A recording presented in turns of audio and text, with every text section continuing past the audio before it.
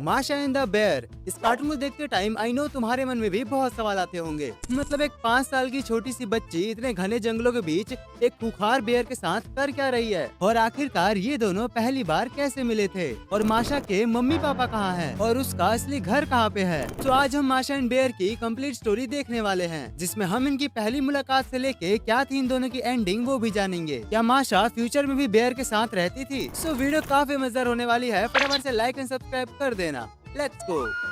तो कहानी की शुरुआत होती है माशा के घर से, जो कि ट्रेन की पटरी के बगल में ही होता है, और उसके 4 पेट्स भी थे, एक डॉग, एक बकरी, एक पिग और कुछ मुर्गियाँ। और फिर तभी एंट्री होती है हमारी माशा की, जो कि बाल्टी में कूदते फांदते आती है, और उसको देख के उसके सारे पेट्स कहीं न कहीं छुप जाते हैं, क्योंकि माशा थी ही इतनी शरारती। फिर तभी उसको एक बटरफ्लाई दिखती है, जिसका पीछा करते करते वो अपने घर से काफी दूर आ जाती है। और फिर तभी हमें बेयर का सीन दिखाया जाता है। अब देखो, जो बेयर था ना, वो पहले सर्कस में काम किया करता था, इसीलिए वो किसी भी चीज को इजिली बैलेंस कर लेता है। एंड अगर हम उसके घर में भी एक बार नजर मारे तो तुम देखोगे कि उसके पास काफी सारी ट्रॉफीज और मेडल्स भी हैं, और ये सब उसे सर्कस में काम करके मिली है। यानी पहले हमारा बेयर सर्कस में था और अब वो रिटायर्ड हो गया है, एंड अब वो एक सुकून की जिंदगी जीना चाहता है। लेकिन इसको क्या पता था कि इसकी मुलाकात अभी किससे होने वाली है। अब तभी हमारा बेयर मस्ती में झूमता हुआ फिशिंग करने चला जाता है, और यहाँ दूसरी तरफ ये मैडम जी सबको परेशान करने में लगी होती है। तभी इसको एक सेब का पेड़ दिखता है, और भाई ये नहीं कि एक पूरा सेब खा लूं, ये हर सेब को थोड़ा थोड़ा खा के ऐसे ही छोड़ देती है। और जैसे ये लास्ट वाला सेब खाने जाती है तो इसका पैर फिसल जाता है, और वो गिरते हुए सीधा बेयर के घर पहुंच जाती है। और तभी उसके पीछे मधुमक्खियां भी पड़ जाती है, और भाई उसके बाद तो वो हर जगह उथल पुथल कर देती है, पूरा सामान बिखेर देती है। अब जब बेयर शाम को वापस आता है तो वो देखता है भैंस की टांग, ये सब किसने किया। और घर में जाने के बाद उसकी ट्रॉफीज भी गिरी पड़ी थी, और तभी वो देखता है कि ये बंदर जैसे कौन उछल रहा है बे।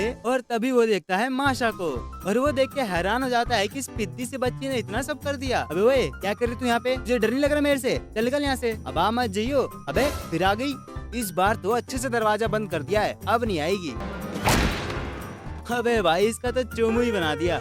अब देखो, इसी तरह से माशा उसको बहुत परेशान करती। अब गुस्से में आके बेयर उसको अकेले जंगलों के बीच में छोड़ के आ जाता है। अब घर आने के बाद जब रात होती है तब वो सोचता है कि मैं छोड़ के तो आ गया, कहीं उसे जंगली जानवर नुकसान न पहुंचा दे। तेरी भैंस की जल्दी ढूंढो। माशा, माशा, ओए माशा किधर है? लेकिन भाई इतना ढूंढने के बाद भी माशा उसको नहीं मिलती। मिलती भी कैसे? ये मैडम जी तो पहले से इसके घर पे आके टपक गई है। और भाई अब तो बेयर माशा को थोड़ा थोड़ा पसंद भी करने लगा था, और उसके बाद बेयर माशा को वापस घर पे छोड़ के आ जाता है। लेकिन भाई अब ये पीछा थोड़ी छोड़ने वाली है। तो देखो, अब इसी तरह से कई दिन बीत जाते हैं, और अब बसंत का मौसम आ चुका था, और बेयर के घर के गेट पे एक बोर्ड लगा हुआ था जिसपे लिखा था डोंट वेक टिल स्प्रिंग, यानी जब तक बसंत का मौसम रहेगा बेयर भाई दबा के सोएगा। अब जैसी बेयर सोने जाता है तो उससे पहले वो अपने खाने पीने का सामान पैक कर देता है, ताकि चूहे ना खा जाए, और तो और घर में कोई चोर ना जाए उसके लिए वो ट्रैप भी बना देता है। और अब बेयर टेंशन फ्री होके सोने वाला था, बट तभी उसे माशा की याद आती है कि बाकी सब तो मैं झेल लूंगा, ये छुटंकी को नहीं झेल पाऊंगा भाई। और इसीलिए वो अपने मेन गेट को अच्छी तरह से बंद कर देता है, और सारी ट्रॉफीज और मेडल्स भी छुपा देता है। लेकिन इतना सब करने के बाद ये पिद्दी फिर भी घर में घुस जाती है। अब भाई बेयर इससे परेशान होकर चुपचाप सोने चला जाता है, लेकिन ये छुटंकी उसके कान के पास जाके फिर बीन बजाना चालू कर देती है। लेकिन बेयर कह रहा था, भग यहाँ से, करते रहे जो करना है, मैं तो सोऊंगा आराम से। अब जब माशा देखती है कि ये तो कोई रिस्पॉन्स ही नहीं दे रहा, तो वो नीचे चली जाती है। लेकिन इस छोटे पैकेट को अभी भी चैन नहीं है। अब इसकी हरकतों की वजह से ये मधुमक्खियां बाहर आ जाती है, और भाई उसके बाद वो बेयर के कंबल में घुस जाती है, और फिर बेयर के साथ कुच्चू कुच्चू हो जाता है। अब भाई बेयर परेशान होके दोबारा सोने आता है, लेकिन अब इन मैडम जी को भूख लगी है, और बेचारा बेयर नींद में ही उसके लिए खाने को बनाता है। लेकिन फिर पता है क्या होता है?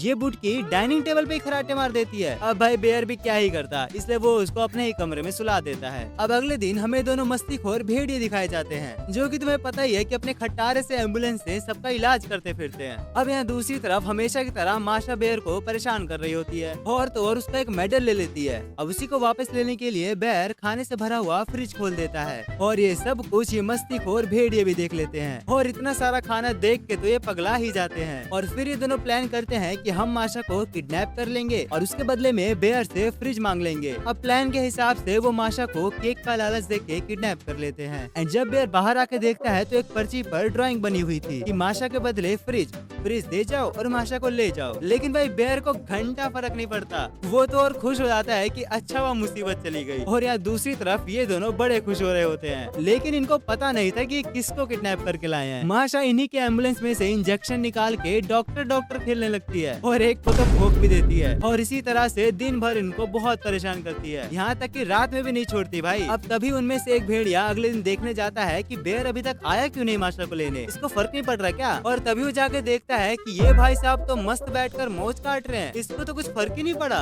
और फिर मजबूर होके वो बेचारे माशा को खुद छोड़ने आते हैं और साथ में बहुत सारा शहद भी लाते हैं। अब उसके बाद हमें दिखाया जाता है कि बेयर अपने पेड़ पौधों को चेक कर रहा होता है कि सब अच्छे से तो है ना, किसी को कोई दिक्कत तो नहीं। और तभी वो देखता है कि उसका एक फ्लावर पूरी तरह से मुरझा गया है। और उसी बीच ये ब्लैक बेयर अपनी माशूका घुमा रहा होता है, और इस बेयर का तो मुझे समझ ही नहीं आता भाई, कभी ब्लैक बेयर के साथ घूमेगी और कभी अपने बेयर के साथ घूमेगी। खैर अब उसके बाद बेयर सोचता है कि क्यों ना एक ऐसा लिक्विड बनाया जाए जिससे पौधा जल्दी बड़ा हो जाए। तो फिर क्या, अपना बेयर भाई कलाकारी करना शुरू कर देता है। और उसी बीच ये मैडम जी एंट्री मारती है और वो भी अपने पिग को बच्चा बना के लाती है और बोलती है बच्चे को खिलाना है खाना। एक तो खुद पुटंकी सी है और ऊपर से सुअर के बच्चे को घुमा रही है, और ये देखो इतना सारा खाना उसे ठूस ठूस के खिलाती है। और फिर बेयर से बोलती है बेयर देखो ना मेरा बच्चा बड़ा हुआ या नहीं। फिर जब बेयर चेक करता है तो पिग थोड़ा सा बड़ा हो चुका था। तभी माशा खुद की हाइट भी नपवाती है, लेकिन माशा तो 1 इंच भी बड़ी नहीं हुई थी, कौन कहीं की। अब यहाँ दूसरी तरफ बेयर का वो लिक्विड बन के तैयार हो चुका था, और फिर वो उस लिक्विड को लेकर अपने गार्डन में आ जाता है। एंड फिर इस छुटंकी की हरकत चालू हो जाती है। ये महान हस्ती उस लिक्विड को अपने ऊपर गिरा लेती है, और फिर धीरे धीरे ये इतनी बड़ी हो जाती है कि उसका जूता गेट के अंदर घुस जाता है। और फिर बेयर से बोलती है बेयर मैं यहाँ पे थोड़ी सी बड़ी हो गई हूँ, हाँ देखो देखो कितनी थोड़ी सी बड़ी हुई है। अब इसी को देख के ये ब्लैक बेयर हंसने लगता है, तेरी भैंस की हंसेगा, चल फुट ले यहाँ से। अब उसके बाद भाई बेयर अपना फिर से कलाकारी वाला दिमाग चलाता है और छोटे होने वाला लिक्विड बनाता है। लेकिन भाई उससे तो माशा पहले से भी बुटकी हो जाती है, और फिर इतनी बड़ी हो जाती है कि चांद को ही हिला देती है। अरे बाबा! बट खैर बाद में वो नॉर्मल हो जाती है। अब कुछ दिनों बाद माशा से मिलने उसकी कजन आती है जिसका नाम होता है डाशा, और माशा उसको भी एकदम अपनी जैसी बना देती है। फिर वो उसको अपने पेट से मिलवाती है एंड देन वो उसको बेयर के घर भी लाती है। लेकिन बेयर उस टाइम घर में नहीं होता, और तभी माशा उसको खोजने निकल जाती है। और यहाँ दूसरी तरफ इसकी बहन ये सारे बुक्स को अच्छे से साफ कर करके रख रही होती है, और जब ये बेयर देखता है तो वो शॉक हो जाता है, क्योंकि तुम भी जानते हो ये सब माशा तो कभी नहीं करने वाली, उसको बस काम बिगाड़ने को कह दो। अब जैसी डाशा बेयर को देखती है तो वो पूरी तरह डर जाती है और सामान फेंक फेंक के उसको भगाती है। बट वहीं दूसरी तरफ माशा उसको डाशा से मिलवाने वाली थी। अब बेचारा बेयर बीच में कंफ्यूज होता है कि कभी ये मुझे मार के भगा रही है और कभी मेरे से अच्छे से बात कर रही है, भैंस की डांग चक्कर क्या है। एंड देन फाइनली माशा उसको डाशा से मिलवाती है, और ये देख के बेयर का दिमाग ही पगला जाता है। और अब वो टेंशन में था कि पहले तो एक को ही झेलना इतना मुश्किल हो रहा था, और अब 2-2 बुटकियां आ गई, अब मेरा क्या होगा भाई। बट खैर कुछ दिनों बाद डाशा वापस चली जाती है। अब देखो तुमने अभी तक माशा को ही उठपटांग हरकतें करते हुए देखा होगा, अब सोचो क्या होगा जब बेयर माशा बन जाएगा, यानी बेयर माशा की तरह हरकतें करने लगेगा।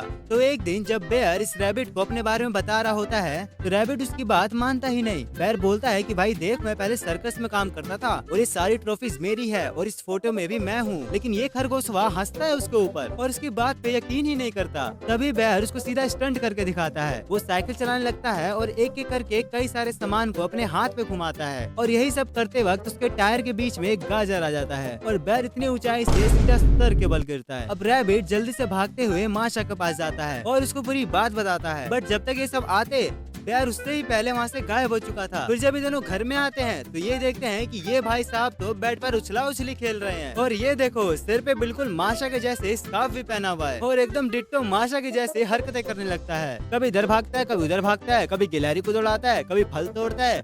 छोटी बच्ची हो क्या? मतलब डिट्टो सेम माशा जैसी हरकतें, क्योंकि इतनी ऊपर से गिरने के बाद उसकी याददाश्त चली जाती है और उसके बाद वो माशा के घर जाके उसी के खिलौने से खेलने लगता है। अब भाई माशा परेशान होके उसे डॉक्टर भेड़ो के पास लाती है, बट ये भाई साहब जी यहाँ भी हरकतें चालू कर देते हैं। एम्बुलेंस चला के पत्थर से इतनी जोर से टकराता है कि वहीं पे उसकी याददाश्त हो जाती है, मतलब इलाज की जरूरत ही नहीं पड़ी और एक बार फिर बेयर पहले जैसा हो जाता है। तो देखो इसी तरह से माशा और बेयर की जोड़ी बनी रहती, बट अब वो दिन आ चुका था जिस दिन माशा को सबको छोड़ के वापस आना था। तो एक दिन जब सारे माशा के पेट सुबह सुबह उठते हैं तो वो माशा में कुछ चेंजेस देखते हैं। माशा कुछ बदली बदली सी लग रही थी। वो ज्यादा हरकतें भी नहीं कर रही थी, किसी को परेशान भी नहीं कर रही थी, और तो और वो बैर के घर जाके उसके घर की साफ सफाई भी करती है। ये सब देख के तो बैर एकदम हैरान ही हो जाता है। फिर वो सोचता है कि इसकी तबीयत तो ठीक है ना, और इसीलिए वो उसको डॉक्टर भेड़ो के पास लेके जाता है। और तब पता चलता है कि माशा तो अब बड़ी हो गई है। और तभी वो ये बात अपनी बहन से बताती है, और उसकी बहन बोलती है कि मैं अगले दिन तुझे लेने आ रही हूँ। अब भाई इसीलिए उसके सारे दोस्त साथ में एक आखिरी डिनर करते हैं एंड एक आखिरी मुलाकात करते हैं। एंड सबके जाने के बाद माशा भी अपने घर जा रही होती है। बट फिर बैर उसको बोलता है कि एक आखिरी रात तुम मेरे साथ रहो, मैं चाहता हूँ तुम मेरे साथ टाइम बिताओ और मेरे ही घर पे सो जाओ। और फिर उस रात माशा बैर के घर पे ही सोती है। एंड जब अगले दिन उसकी बहन आती है तो वो देखती है कि माशा तो घर पे ही नहीं है। फिर बैर उसको जल्दी जल्दी ट्रेन में चढ़ाता है और माशा हमेशा के लिए चली जाती है। और उसके जाने से बेचारा बैर एकदम सैड रहता था, उसका किसी भी चीज में मन नहीं लगता था। बट वहीं दूसरी तरफ ये देखो इनके पेट्स को, ये कितने खुश है। और ये सुअर तो माशा के कमरे में सोता है। लेकिन रुको जरा, तभी एक ट्रेन आती है और उसमें से ये दोनों बुटकियां बाहर आती है। और फिर डाशा कॉल करके बेयर को बुलाती है और उसको बताती है कि ट्रेन के पायलट ने उन्हें बाहर निकाल दिया, और वो भी सिर्फ माशा की वजह से। अब हुआ ये था कि जब ये दोनों बहनें जा रही थी तो माशा को एक मक्खी दिख जाती है, और भाई साहब वो मक्खी को पकड़ने के चक्कर में पूरे ट्रेन में हड़कंप मचा देती है, पूरी ट्रेन का अंचर पंचर ढीला कर देती है, जिसकी वजह से इन दोनों को वापस घर छोड़ दिया जाता है। और तभी उसकी बहन बोलती है कि ये घंटा बड़ी हुई है, बस ऐसी एक दिन के लिए एक्टिंग कर रही थी ये। और वहीं दूसरी तरफ माशा को खुशी हो रही थी कि वो अपने घर वापस आ गई, और बेयर भी बड़ा खुश था। और इसी तरह से माशा एंड बेयर खुशी खुशी रहा करते। अब बात करते हैं हम माशा के पेरेंट्स के बारे में। तो देखो ये शो कम्प्लीटली बच्चों के लिए था, इसीलिए शो के मेकर्स ने एक भी बड़े लोग को डाला ही नहीं। बट कुछ फैन थ्योरीज ये कहती है कि उसके पेरेंट्स काम के सिलसिले में बाहर रहते हैं, और कुछ लोगों का तो ऐसा भी कहना है कि माशा अकेली है एंड उसकी सिर्फ एक बहन है जो कि डाशा है, उसके अलावा उसका कोई नहीं। अब देखो माशा एंड बेयर है ना, जो उनकी एक रियल स्टोरी भी थी, मतलब ये जो कार्टून है वो एक रियल स्टोरी से इंस्पायर्ड है। तो अगर तुम्हें इसकी रियल वाली स्टोरी जाननी है कि आखिरकार रियलिटी में क्या हुआ था, तो उसके लिए पार्ट 2 कमेंट कर देना, उसमें हम इनकी रियल स्टोरी के साथ साथ आगे और भी जर्नी देखेंगे। So that's all for today. अगर वीडियो पसंद आए तो लाइक एंड सब्सक्राइब कर देना। मैं मिलता हूँ तुमसे अगली वीडियो में, तब तक के लिए तुम ये वीडियो देखो। Bye bye.